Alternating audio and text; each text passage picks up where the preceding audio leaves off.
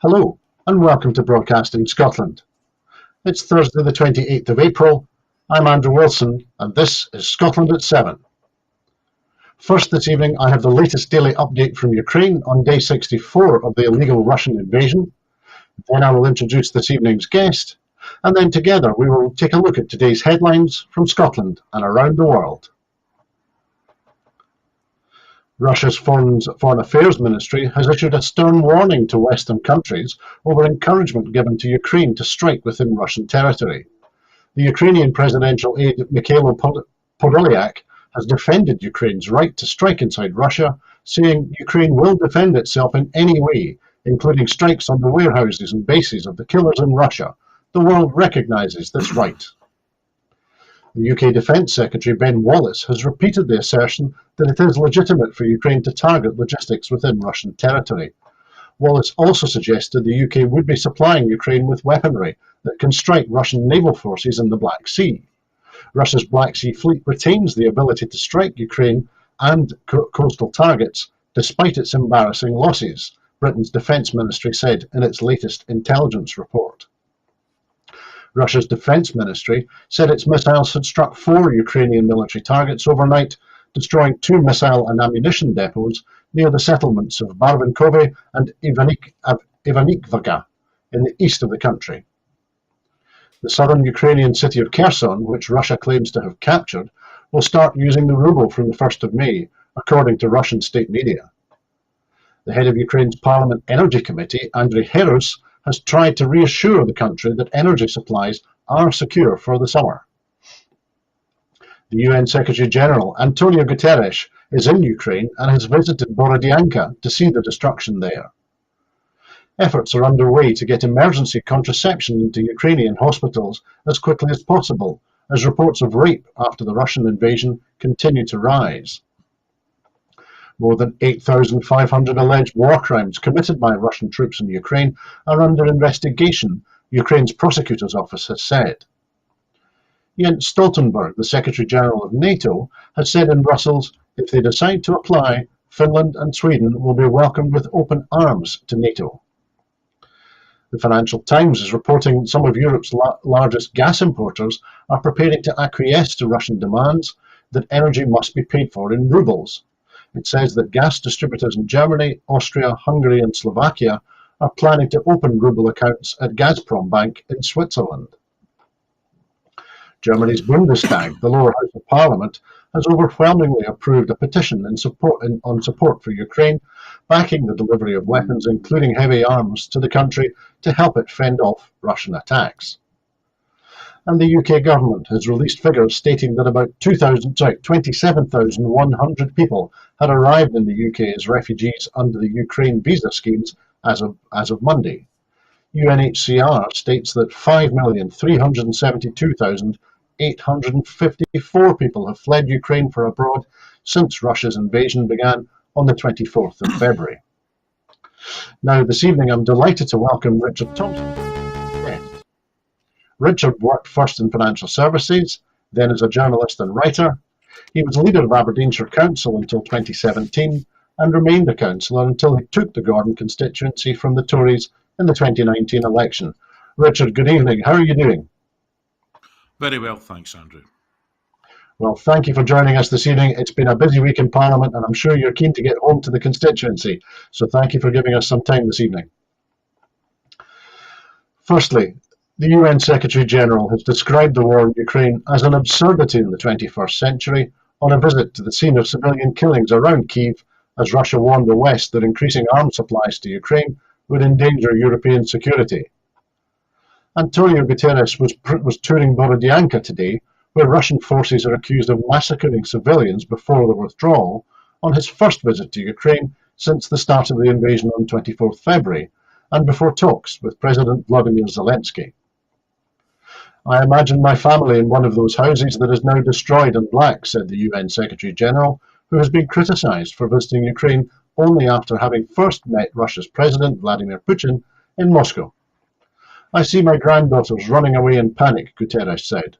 The war is an absurdity in the 21st century. The war is evil. There is no way a war could be acceptable in the 21st century. Guterres was accompanied by local military and civilian governors who showed him residential buildings that had been destroyed by Russian attacks. He was also due to visit the towns of Bucha and Irpin, sites of further alleged Russian war crimes. So, Richard, first of all, are the Ukrainians right to criticise Antonio Guterres for visiting Moscow first before he saw the mass graves in the ruins of Borodyanka today outside Kiev, or was that order of the visit inevitable as a fact of diplomatic life?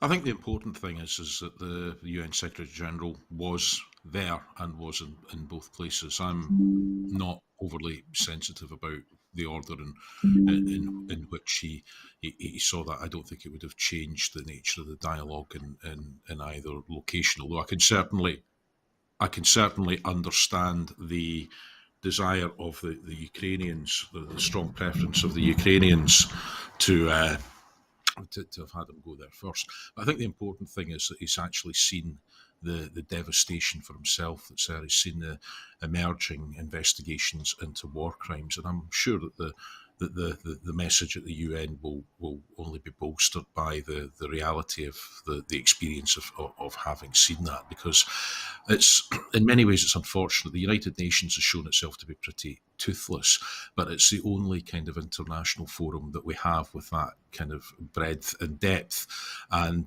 so it may not be perfect, but it's the only institution we've got, and I think that it's been able to speak with a remarkable clarity and unanimity on this from most of its members. Of course, with the Russian Federation being on the Security Council as a permanent member, that means that it's not possible to, they can always veto any resolution that is drafted that is critical of their own actions.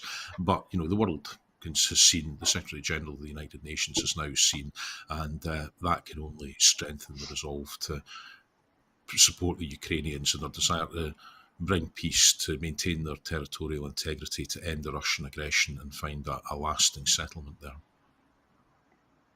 Well, you're ahead of me in terms of the next point I was going to ask you about, Richard. I was going to say, as you say, the United Nations and the Secretary General are addressing a situation where what's called a P5 member, a permanent member of the Security Council, has decided to invade a neighbouring sovereign nation. What do you think? What could or should the Secretary General and the UN be doing in a situation where, as you say, the very fundamental nature of the way in which the Security Council operates is being challenged by Russia? Well, I'm not very sure what you can do at the UN in terms of the permanent five and the veto of member states, because for all that it's unsatisfactory that the Russian Federation would be able to veto any resolutions critical of it or actions that others might wish to take under the auspices of the UN, I can't imagine that any other of the permanent five members would wish to yield their powers to be able to veto either. So I think there's an interesting discussion to be had about whether or not the permanent five members, it's any longer appropriate to have only five members, because, as we all know, that's a reflection of the state of power and politics in the world at the end of 1945. But I don't see that, for all that we can all imagine a better United Nations in terms of how you would actually reconfigure the Security Council institutions to reflect something other than the post-World War II and Cold War era. I'm not very sure, because there's a lot of other countries that are emerging, that, like India, for example, largest democracy in the world, also nuclear armed, would have a very strong claim if you were to open up that institution. So I think it's something that requires a lot of thought, and I think that whatever frustrations there are around about the fact that Russia is on the Security Council and has a veto, we can at least understand the reasons why that is, and just find ways of trying to work around that. Great, thank you, Richard. I'm sure we will be returning to that topic, perhaps I hope as the war becomes less hot, and perhaps we have the opportunity to consider international approaches to crises such as this. We'll have a look for a moment at the US response, because President Biden has asked Congress to approve another $20 billion in military aid to Ukraine, significantly ramping up the US contribution to the battle against Russian occupation. The President will also ask for $8.5 billion in economic aid to Kyiv and $3 billion in humanitarian relief, as well as funds to help increase US production of food crops and strategic minerals to offset the impact of the war in Ukraine on global supplies. The total request for supplemental spending comes to $33 billion. The last supplemental request approved by Congress in March was $13.6 billion. Russia has warned that increased Western weapon supplies to Ukraine would endanger European security. In a letter to the House Speaker, Nancy Pelosi, President Biden said, "What I want to make clear to the Congress and the American people is this: the cost of failing to stand up to violent aggression in Europe has always been higher than the cost of standing firm against such attacks." The new military assistance the congressional funding will finance will include more artillery and armoured vehicles, as well as anti-tank missiles and anti-aircraft systems, help to build up Ukraine's cyber warfare capabilities, more intelligence sharing, support to increase Ukraine's ability to produce munitions and strategic minerals, assistance in clearing landmines and other explosives, and in Ukraine's defence against chemical, biological and dirty bomb attacks, assistance to clear landmines, improvised explosive devices and other explosives, and for defending against chemical, biological, radiological and nuclear materials, and a further build-up in the US military presence on NATO's eastern flank. The package of proposals the administration is sending to Congress also includes measures to strengthen the hand of the Justice Department in pursuing Kremlin-aligned oligarchs. President Biden said the measures would allow for an expanded and expedited measures for investigating, prosecuting and forfeiting assets of Russian oligarchs to be used for the benefit of Ukraine. So, Richard, President Biden said, "What I want to make clear to the Congress and American people is that the cost of failing to stand up to violent aggression has always been higher than the cost of standing firm against such attacks." Is the President correct? I think he is. I think we're in a very dark, dangerous place if we allow this aggression to stand. And I think that although it's understandable why there wasn't a greater pushback against the Russian annexation of Crimea and eastern parts of Ukraine, I think in retrospect it's possible to see that that only emboldened or made Vladimir Putin more secure in his thoughts that he would be able to annex yet more of Ukraine and enforce a regime change there. So to that extent, President Biden is absolutely right that the costs of allowing this aggression to stand will be far greater for us, not just in the present, but very much in the long term.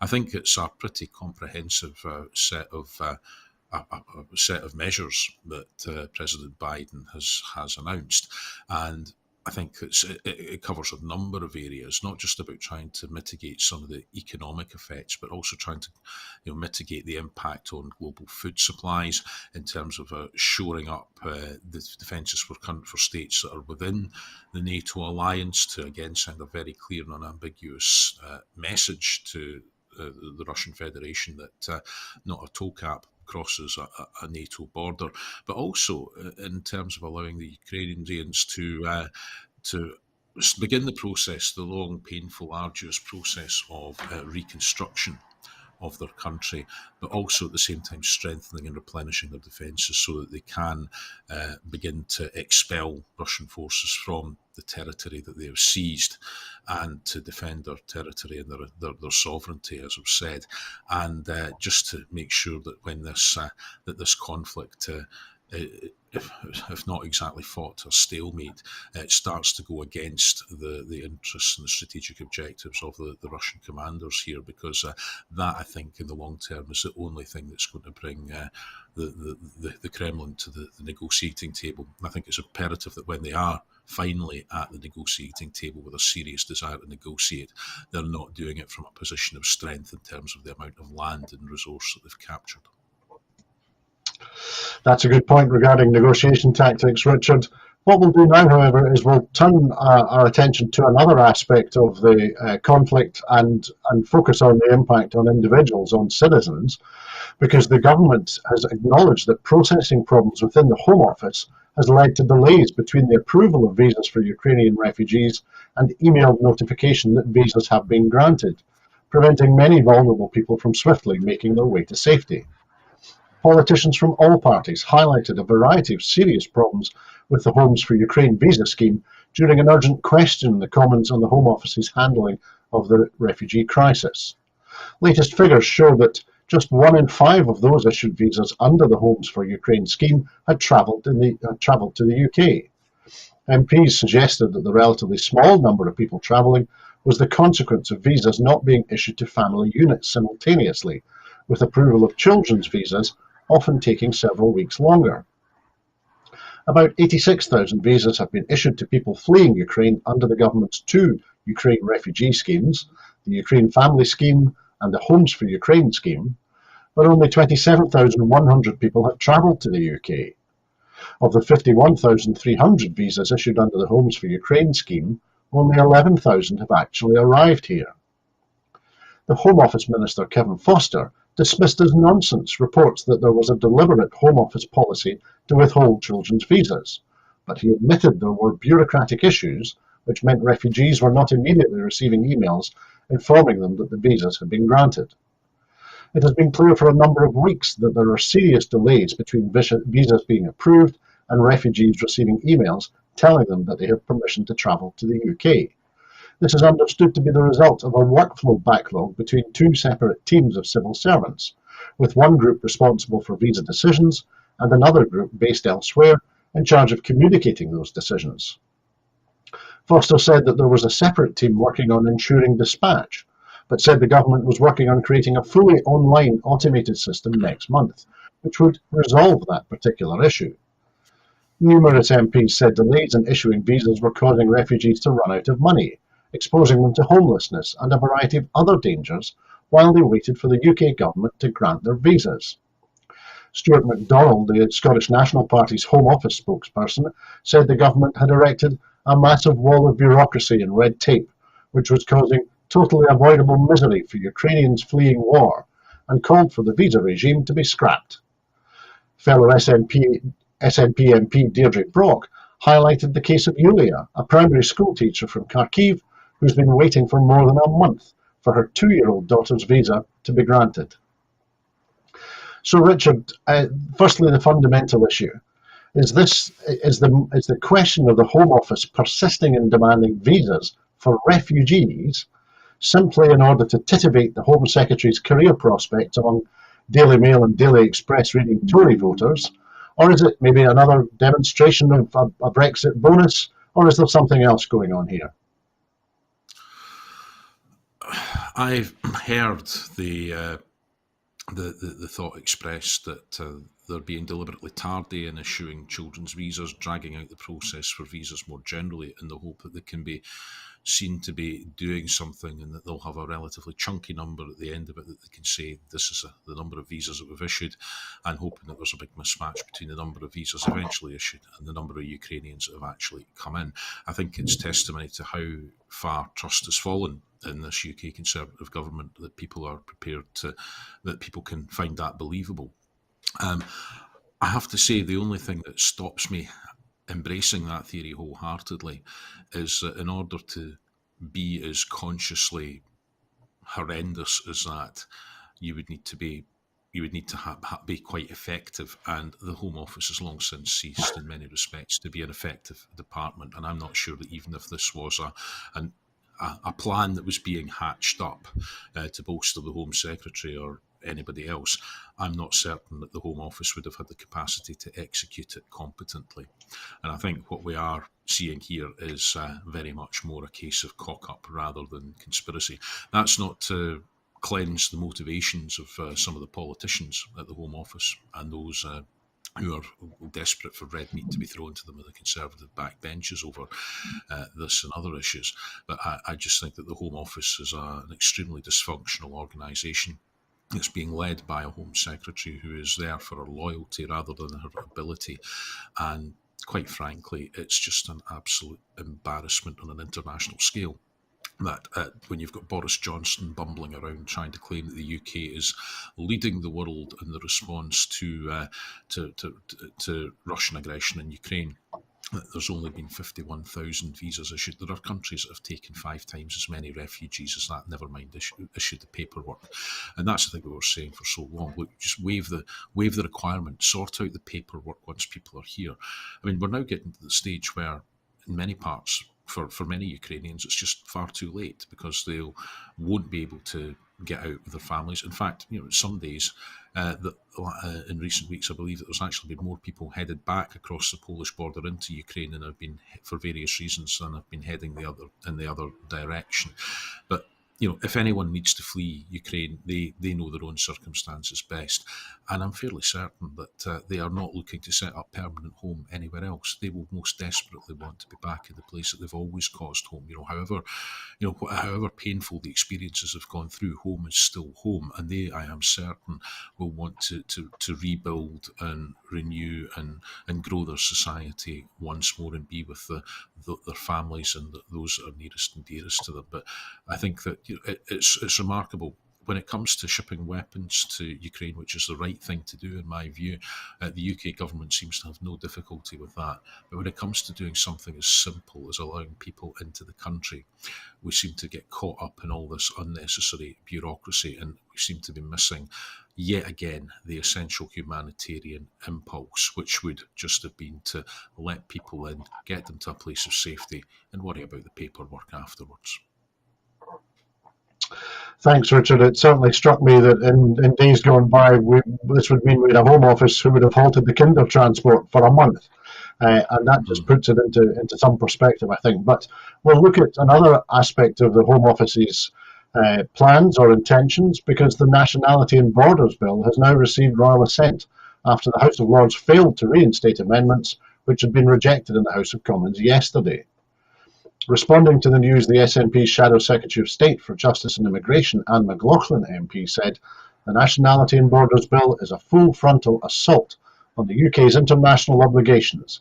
Each and every MP who voted in favour of this bill should hang their heads in shame. This hateful piece of legislation will now see people seeking asylum criminalised with an offence punishable with up to 4 years in prison, even if they have fled the Taliban in Afghanistan, sought refuge from Syria, or escape persecution. There are better alternatives available, not only to this bill, but also to the cruel and callous Rwanda deal. We can do so much better than this." The people of Scotland have opposed this anti-refugee bill every step of the way, she continued, but sadly the Tories have ploughed ahead regardless. Scotland must have the full powers of independence so that we can create a system where asylum seekers are treated with dignity and respect. So, Richard, after the usual process of ping-pong between the Commons and the Lords, Labour's Lord Coker then said that the Labour Party had made the decision that it would not be appropriate for the Lords to send the bill back to the Commons for a fourth time. To quote his colleague Baroness Shami Chakrabarti, "The House of Lords is only a revising second chamber, but if not to defend the rule of law, what are we for?" So the question is, Richard, if the House of Lords is not going to defend the rule of law, what is it for? And for that matter, what is the Labour Party for? Well, those are two excellent questions, Alistair. I mean, I was bitterly disappointed with the House of Lords. I'll freely admit, my expectations were quite low. But at the very least, you expect them to turn up to work.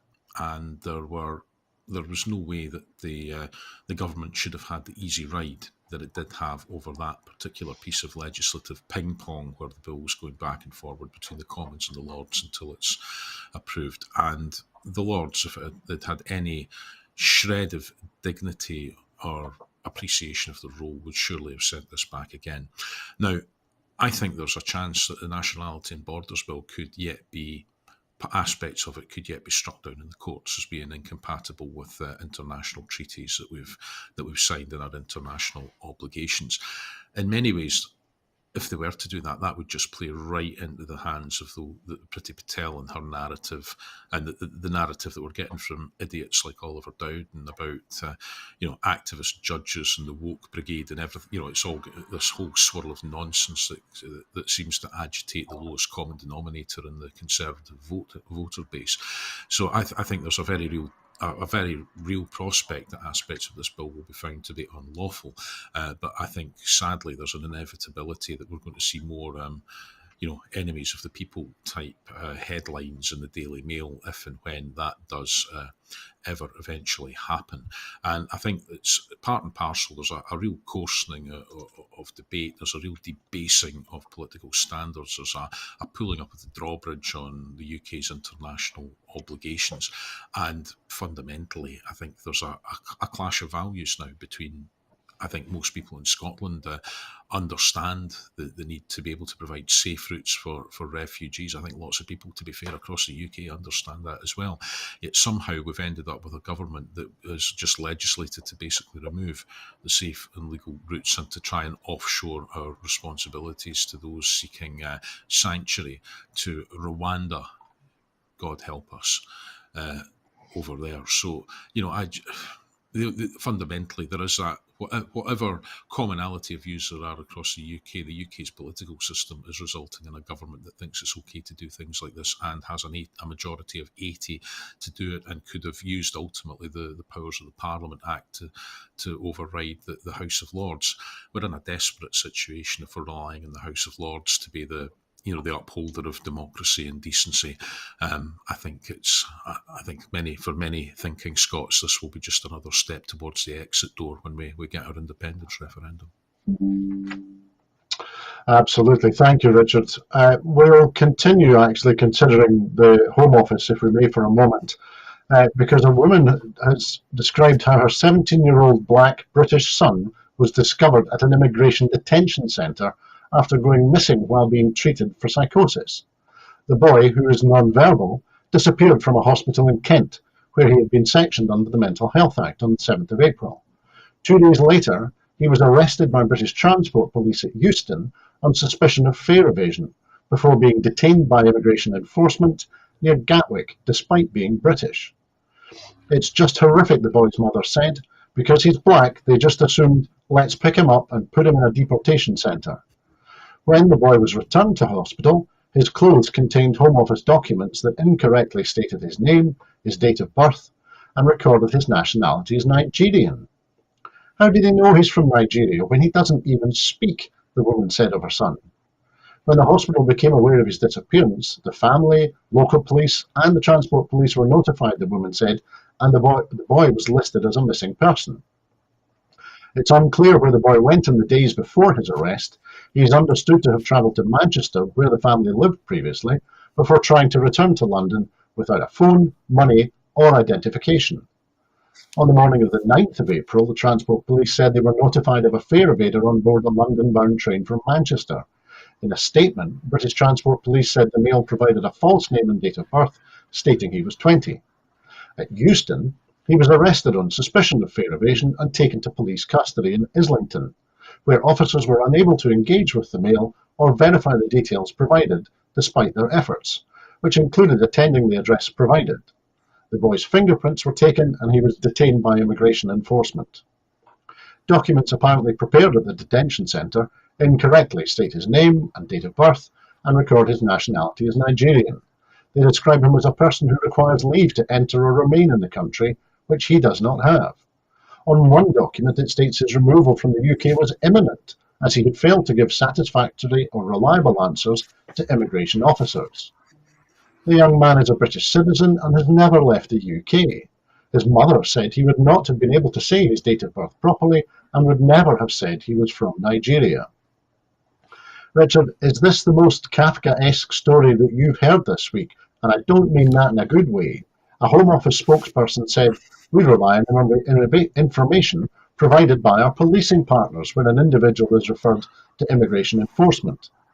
Given the institutional racism that appears to continue among some police, is that perhaps the most worrying thing that you've heard in a while? Apparently we can be lined up for deportation on the word of the police if we're black.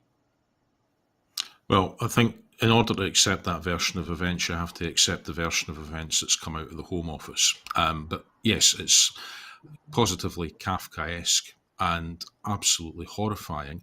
And you have to ask the question, would this have happened had this young man not been black? What was it that encouraged somebody at some stage in the proceedings to presumably falsify the details that the Immigration Service then went on to have for him? I mean, it's an absolutely horrifying story. My heart goes out to the family, and particularly the young man concerned. It must have been utterly traumatic, and especially if he's non-verbal. You don't like to think of the gaps that must exist in the system, and clearly he's fallen through a great number here, and I think it's a damning indictment on the way that we're handling asylum seekers, the way that we're trying to handle migration, that we've developed such an approach to it that the automatic presumption is to assume that people are lying and that they have no right to be here, and this is the end result of it. A very extreme case, perhaps, but this ends up as the final outcome of it. And I think fundamentally, this is a group of people who need people to speak up for them. Migrants, those who are seeking safety and sanctuary, and it's symptomatic of a system that has lost all humanity. And you really do wonder how the checks and the balances that ought to be in any humane system were completely missed in this case, because the only place that poor man should have been going back to was to his family in a place of care and safety, and not an immigration detention centre. Thanks, Richard. Having reached what feels like rock bottom in talking about the Home Office, we'll move on to something else, but I have a sneaking suspicion that we will be back talking about the Home Office very soon as these kind of stories continue. However, in Scotland, with 1 week until the local elections, the SNP has called on people across the country to lock the Tories out of power at the election on the 5th of May, as the 1 week countdown until the poll open begins. The SNP leader, Nicola Sturgeon, warned that the cost of living crisis has been neglected by Douglas Ross's Tory party, who have been too busy defending Boris Johnson and Rishi Sunak since receiving their fines from the Metropolitan Police. The Scottish Conservative leader Douglas Ross called on voters to lock the SNP out of power and elect local champions who will stand up for priorities. Douglas Ross's opposition to the workplace parking levy has been described as blatant hypocrisy, after his backing as a Murray councillor for such a plan has come to light. The Daily Record has reported that Mr Ross proposed charging over 200 local authority workers for parking in the council's car parks in Murray. The SNP MSP Paul McLennan has said that this is just the latest example of the Scottish Tory leader undermining himself, because he has nothing positive to offer the people of Scotland. Richard, your parliamentary constituency includes some Aberdeen City Council wards, and of course that council is notorious over the last period for its Labour-Tory coalition. Now, has that council been, and I'm going to get literary again on you, I'm sorry, has that council been a rather Orwellian affair, by which I mean that we, the animals, look from pig to man and man to pig, or from Tory to Labour and Labour to Tory, but already it was impossible to say which was which? Does the situation at Aberdeen City Council tell us something, perhaps, about local unionist politics in Scotland at the moment? I think there were some very particular dynamics at play in Aberdeen, and some people who were in the background who were manipulating, let's just say, the Labour Party. I mean, people in Aberdeen clearly voted for an SNP-led council last time round, and in the end they got an unholy alliance between Labour, the Conservatives, and some independents who'd clearly been tapped up beforehand, including one who was enticed away from the Liberal Democrats and who apparently ran out the room in shock, when it was put to her that everybody else knew she was about to defect and become an independent just so she could get a position of responsibility in the chamber. So I don't think that the council administration in Aberdeen City has particularly distinguished itself over the last 5 years. I think the real losers in that have been the people of Aberdeen, because it's been a coalition of convenience that has it certainly has not led the city in the direction that I think a lot of people would have liked it to have been led in. And I think at times that the quality of that leadership, and I'm not necessarily talking about the council leader, Jenny Lang, who's had a long and distinguished career in local government and with whom I worked very well when I was a co-leader in Aberdeenshire, but some of her lieutenants were of a questionable calibre, let's just say. And I think we've seen that epitomised this week. Union Terrace Gardens is being refurbished, rebuilt at the moment, and the council planned to have a soft opening just a couple of days ago. Now, you might think that it was purely coincidental that a soft opening of a flagship city development just a matter of a few days before the local elections was coincidental, and I'm certain it was. However, the fact is there's no turf laid, the stairs are back in, but it's absolutely unfit for anybody other than the workers currently reinstating it to be in. So, the council was left with egg all over its face there. And I just think that there is a feeling that there is a desperate need for change in Aberdeen City Council, and having a group of councillors who are determined to take the city of Aberdeen forward at this crucial time for the city's economy is what is needed, rather than unholy alliances to keep the largest party in Aberdeen, the SNP, out of administration. There's some great folk who are standing for the SNP in Aberdeen City, just as there is in Aberdeenshire. I'd better get that in as well. But that it's what the North East needs is a revitalised local administrations in Aberdeen City and Aberdeenshire. And I know for a fact that the SNP councillors and candidates that are there are ready and waiting and eager to step up to the plate if the people allow them a position of responsibility, because that's what both council areas need, is that clarity of vision and strength of purpose and ability to get things done and to, just get on with the job instead of looking for grubby little coalitions to freeze the largest parties out. Thanks, Richard. Getting on with the job. We'll see what happens next Thursday, and we'll see what happens after that in Aberdeenshire, and with other councils. And we'll look at another council for our next story this evening, because the SNP has criticised Glasgow Labour leader Malcolm Cunning for his weak apology over his party's role in the long-running equal pay scandal. Warning that the final cost of Labour's equal pay for women bill will likely run into billions of pounds, Susan Aitken has said that only the SNP are capable of fixing pay discrimination in Glasgow. The cost of settlements for women discriminated against by Glasgow Labour will remove £30 million per year for the next 30 years from the city's budget, with subsequent phases of payments due to begin later this year, likely to add millions more on top of that. The SNP's Glasgow City Council leader Susan Aitken has challenged both Mr Cunning and Labour leader Anas Sarwar MSP to explain how their party would pay the outstanding bill, while still protecting and delivering the services Glaswegians expect. Commenting, Ms Aitken said, "An admission of responsibility by Labour in Glasgow is long overdue, but this hollow apology days before an election will not cut it. The final bill for repaying the debt of Glasgow Labour's equal pay scandal will be well in excess of £1 billion, the single biggest cut Glasgow has faced for decades. The SNP's action to resolve this injustice is the right and proper thing to do, but we are all paying for Labour's shameful legacy in Glasgow."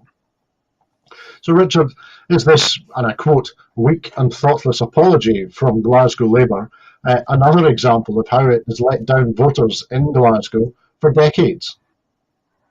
Well, yes, absolutely, because there are two groups here.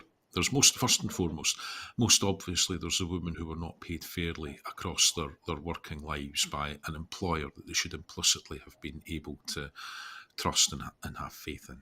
So there was the long-running injustice of the inequality in pay, and of course many women will have died. They won't be in a position to benefit from that, and whatever happens in terms of compensatory payments, it's by definition too late, because the time that they needed that money was at the time when it was due, when they would have had family responsibility, perhaps greater financial responsibilities for their families and things like that. So, that's the first point, is that the people who've really suffered here are the women who've worked for Glasgow Council over that time. But of course now the big group of people who are suffering from this is the citizens of Glasgow collectively, because this is a bill that has been allowed to mount up and mount up and mount up. And in order to settle it as it had, that was absolutely the right decision by the SNP city government led by Susan Aiken. I think she and her councillors can take enormous pride in being the group of councillors in the council administration who finally corrected this injustice in terms of pay, but it's come at a tremendous financial cost. Now, it's absolutely right that cost is incurred, but there is absolutely no way that you can settle a bill of that size and it not have an impact in the quality of services going forward. And I think you said that the estimated cost of funding the equal pay settlement will be about £30 million a year for 30 years. Now, that could have made a big, big difference to local services. And of course, if women had been paid fairly all along, then that is 30 million that wouldn't now be going out of services going forward each year for the next 3 decades in order to fund that, because the liability wouldn't have arisen in the first place. So for Glasgow, I suppose it's welcome to some extent that somebody in the Labour Party in Glasgow is owning up to at least some fault here, but it's hypocrisy of the highest order to have sat doing absolutely nothing about this, sweeping it under the carpet, depriving these women of the earnings that they were entitled to, and of course the pension benefits, the greater accrued pension benefits that would have come from those higher salaries had they been fairly paid, for them to have conspired to maintain that situation, to then criticise the manner in which that situation of their creation was resolved, and then for them to try and make politics out of the fact that services will inevitably be diminished and lesser than they would otherwise have been had this financial liability not been there. I mean, frankly, it's a bit like Glasgow Labour here. They're a bit like the arsonists that are complaining that the fire brigade didn't turn up quickly enough to the blaze that they started. And I think the people of Glasgow are smart enough to see right through this, and I'm sure that they will give the Labour Party their just reward at the ballot box. Thanks, Richard. We're looking forward to reporting the results of the ballot boxes at the end of next week, and I'm sure that we'll be looking also at the way in which the settlements, the long overdue settlements in Glasgow of the equal pay claims continue to impact on services in that city as well.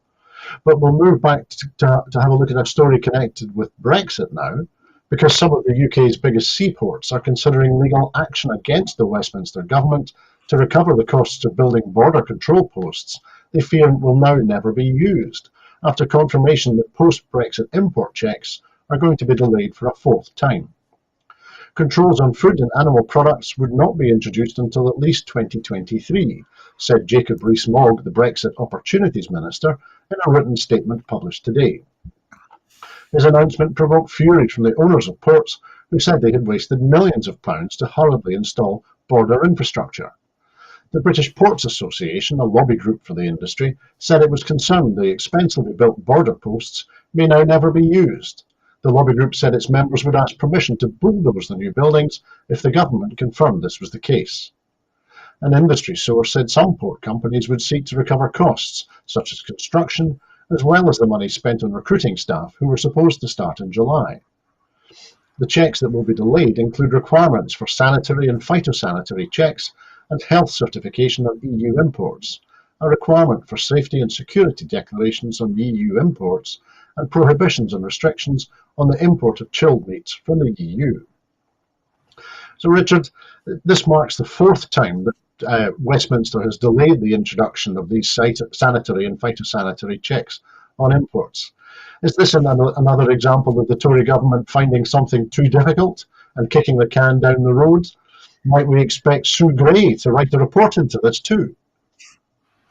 Oh, it's just an absolute bloody shambles, isn't it? I mean, some of us have been warning for years that the very version of hard Brexit that the Tories they seem to be pushing for would leave us in exactly this situation.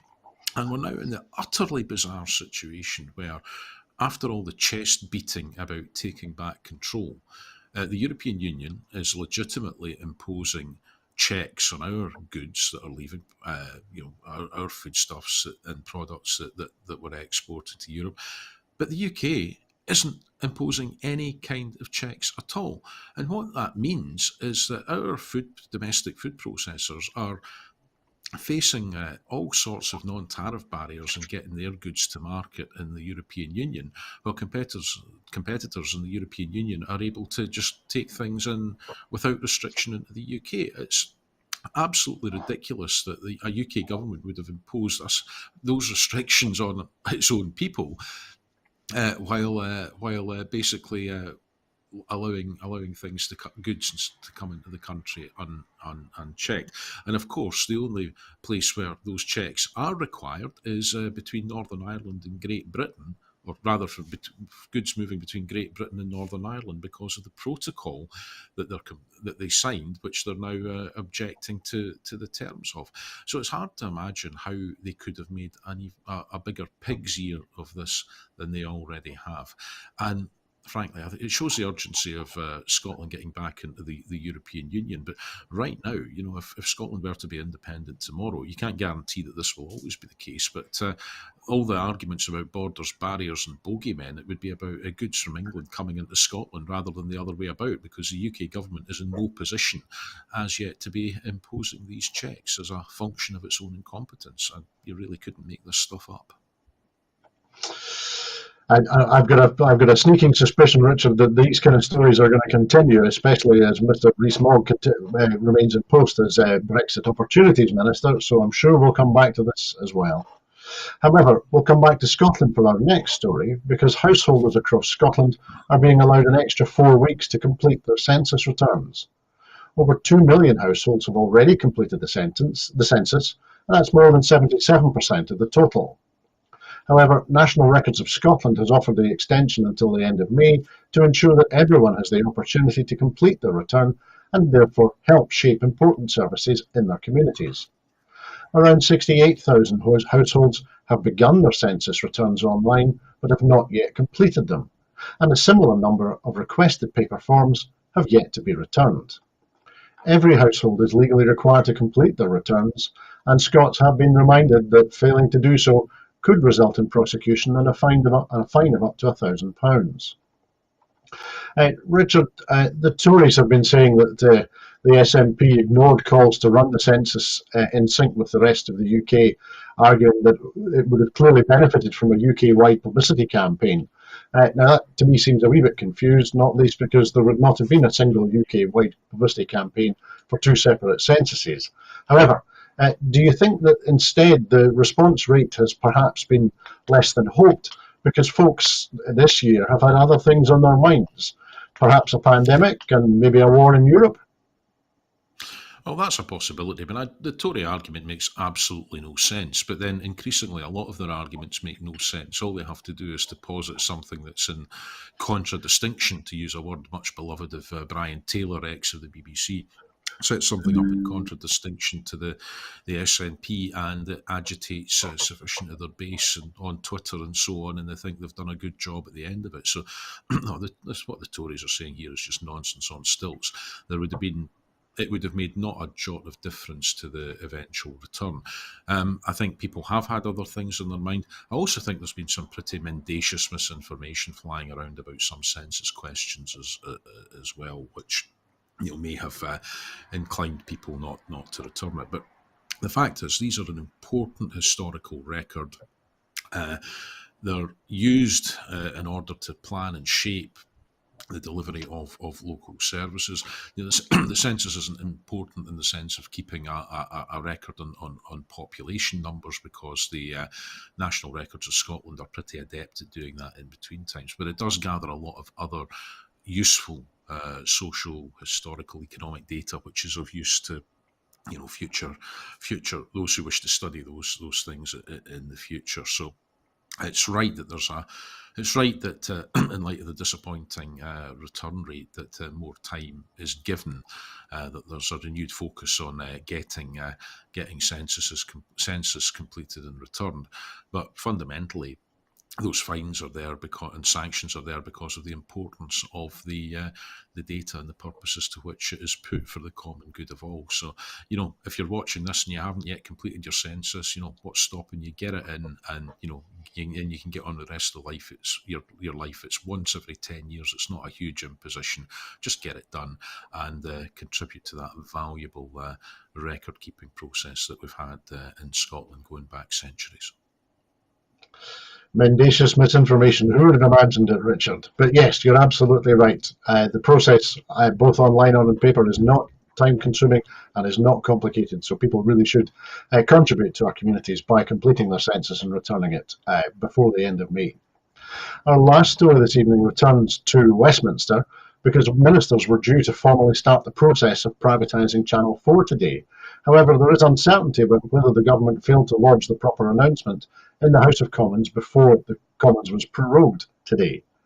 Conservative MP Sir Peter Bottomley asked the Speaker of the House to consider and call for an urgent question before proroguing Parliament. There has been widespread opposition from the UK media industry, the broadcaster's current management, and a large number of Conservative MPs. The UK government insists that the publicly owned channel needs to be sold off, but there are doubts about whether they have the political support to pass the necessary legislation. Ministers will also finally publish the conclusions of a 60,000-strong public consultation on the sale, with most comments expected to be against privatisation. The announcement was due to be made as part of a range of legislative measures that will change the British media industry, including proposals to require broadcasters to make distinctively British programmes, rather than shows set in non-specific locations with an international cast, communicating in US English. So Richard, putting US English to one side for a moment, I think were you in the House of Commons in the chamber today when this was raised? I was actually, and I have to admit I hadn't earmarked the date in this particular date in my diary, but Peter Bottomley was absolutely right that the government was obliged to either make a statement or submit a written statement, and it hadn't done that.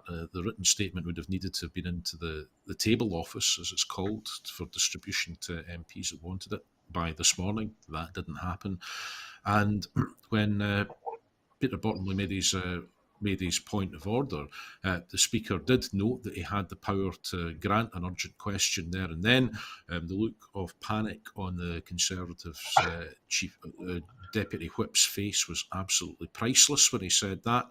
There were some calls, not entirely in jest, of "Go on, do it," and but the Speaker held his fire, and there was a window of just under an hour left for the government to come and make a statement of some kind, which they haven't.